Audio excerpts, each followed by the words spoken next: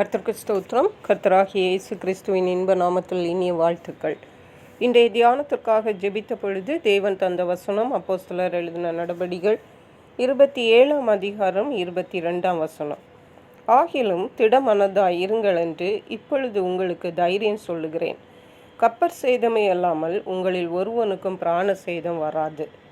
நம்முடைய கர்த்தராகிய இயேசு கிறிஸ்து நம்மை திடப்படுத்துகிற தேவன், நம்மை தைரியப்படுத்துகிற தேவன். எந்த சூழ்நிலையிலும் நம்மோடு கூட இருந்து சூழ்நிலைகளை ஜெயிக்கும்படியாக நமக்கு கிருபை செய்கிற தேவன். நாம் வாசித்த இந்த வசனம் பரிசுத்த பவுலப்போஸ்தலரை பற்றினது. பரிசுத்த பவுலப்போஸ்தலரும் அவரோடு கூட இருந்த சிறை கைதிகளும் கப்பற் பிரயாணம் செல்லும் பொழுது மிகுந்த கொடிய காற்று வந்து அடித்து கப்பல் சேதமடைந்து அவர்கள் ஜீவனுக்கே மிகவும் ஆபத்தான நிலைமையில் இருந்தார்கள். அப்பொழுதுதான் பவுலப்போஸ்தலர் கூட இருந்தவர்களை பார்த்து சொன்னார், திடமனதா இருங்கள் என்று உங்களுக்கு தைரியம் சொல்லுகிறேன். கப்பற் சேதமே அல்லாமல் உங்களில் ஒருவனுக்கும் பிராண சேதம் வராது என்று அங்கே சொன்னார்.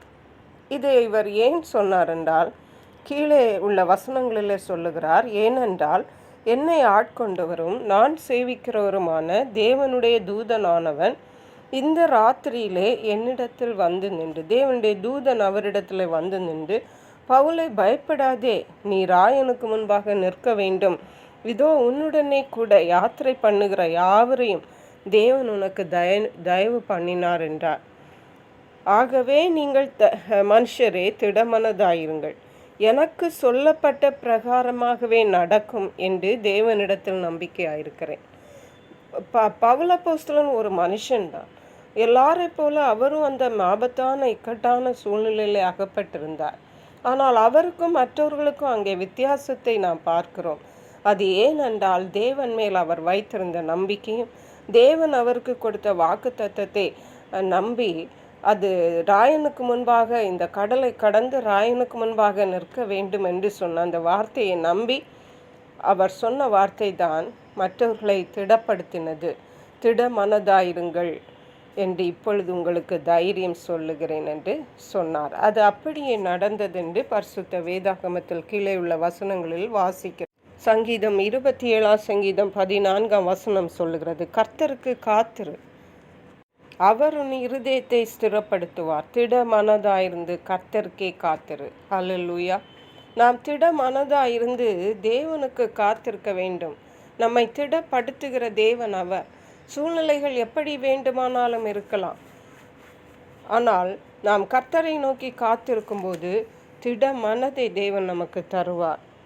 ஏசாயா தீர்க்கதரிசியின் புஸ்தகம் 40 அதிகாரம் 31 வசனத்தில் சொல்லுகிறது, கர்த்தருக்கு காத்திருக்கிறவர்கள் புதுபலன் அடைந்து கழிகளைப் போல செட்டைகளை அடித்து எழும்புவார்கள், ஓடினாலும் இளைப்படையார்கள், நடந்தாலும் சோர்ந்து போகார்கள். நாம் கர்த்தருக்கு காத்திருக்கும் பொழுது புது பலன் கிடைக்கும், திட மனது கிடைக்கும். 69 சங்கீதம் 32 வசனத்தின் கடைசி பாகம் சொல்லுகிறது, தேவனை தேடுகிறவர்களே உங்கள் இருதயம் வாழும். ஹல்லேலூயா. நாம் தேவனை தேடுவோம். நாம் கர்த்தரை தேடும் பொழுது தேவன் நம்முடைய இருதயத்தை வாழ செய்கிறார்.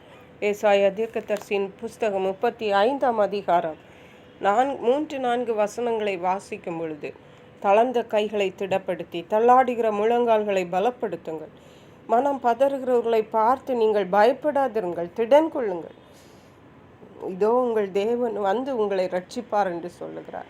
அருமையான கர்த்தருடைய பிள்ளைகள், சூழ்நிலைகளை பார்க்காதிருங்கள். கர்த்தர் உங்களை பாதுகாப்பார், கர்த்தர் உங்களை விடுவிப்பார், கர்த்தர் உங்களை ஆசீர்வதிப்பார், கர்த்தர் உங்களுக்கு வேண்டிய எல்லாவற்றையும் செய்வார். கர்த்தர் தாம் இந்த வார்த்தைகளை ஆசீர்வதிப்பாராக. ஜெபிப்போம். எங்களை கிருபை நேசித்து பாதுகாத்து வழி நடத்துகிற எங்கள் அன்பின் தகப்பனே, ஆசீர்வதிக்கப்பட்ட இந்த நல்ல நாளுக்காக நன்றி. இந்த நாளிலும் கர்த்தர் எங்களுக்கு சொன்னது போல நாங்கள் திடமனதாக இருக்கும்படியாக கர்த்தரை தேடுகிறவர்களாய் காணப்பட, கர்த்தருக்கு காத்திருக்கிறவர்களாய் காணப்பட கர்த்தர் எங்களுக்கு உதவி செய்தள்ள வேணுமாறு ஜெபிக்கிறோம். நன்றி பரிசுத்த ஆவியானவரே. துதிகன மகிமை உமக்கே செலுத்துகிறோம். மீட்பரும் இரட்சகருமாகிய இயேசு கிறிஸ்துவின் இன்ப நாமத்தில் ஜெபிக்கிறோம் எங்கள் அன்புள்ள பரமபிதாவே. ஆமென். God bless you.